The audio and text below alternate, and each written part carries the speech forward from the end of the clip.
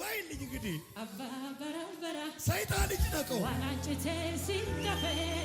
አናቱ ቤካ ዋናጭቴ ሲተፌ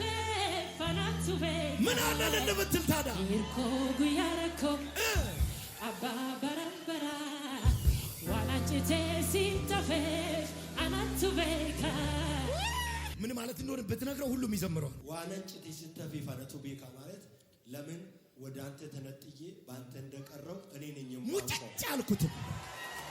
ደረቅ አልኩት ለምን እንደሆነ እኔ ነኝ ማቀው እርኮ ጉያረኮ ማለት ደግሞ የችግር ቀን መደገፊያ እዚህ ባይልኝ እንዳንዴ ሳሚዬ ይኸውልህ የመጨረሻውን ጥበብን ተጠምቅ እርኮ ጉያረኮ አባ በረበራ